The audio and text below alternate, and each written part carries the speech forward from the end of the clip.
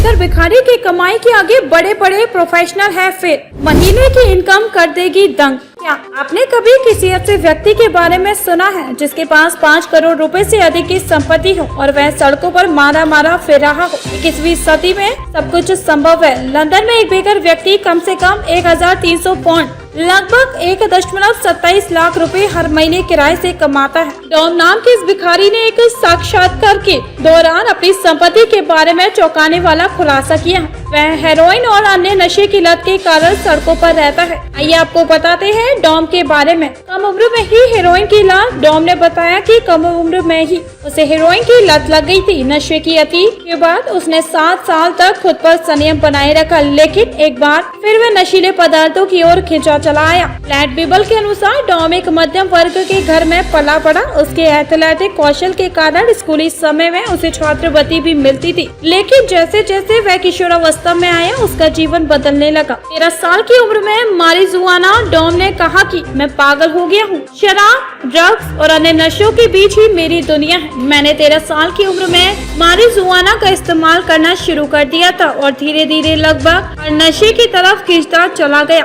उसने आगे कहा, जब मैं लगभग 17 या 18 साल का था तब मैंने हेरोइन का इस्तेमाल करना शुरू कर दिया था। मैं तुरंत ही इसका आदी हो गया था। रिहेब में जाने के बाद 7 साल तक संयम बनाए रखने में सक्षम था। सारी कमाई नशे में बर्बाद। डॉम ने कहा कि घर के किराए से होने वाली सारी कमाई का इस्तेमाल वह ड्रग्स खरीदने में करता है। वह लंदन की सड़कों पर भीख मांगता है और प्रतिदिन 200 से 300 पाउंड कमाता है। उसने कहा कि उसे जो भी पैसा मिलता है उसका लगभग सारा हिस्सा मैं ड्रग्स पर खर्च कर देता हूँ। उसने कहा, मैं स्टेशन के बाहर सोता हूँ। छोड़ना चाहता है नशे की लत। उसने दावा किया कि जब उसके पहले बेटे का जन्म हुआ तो उसके पिता ने घर खरीदा ताकि बच्चे के पास रहने के लिए जगह हो।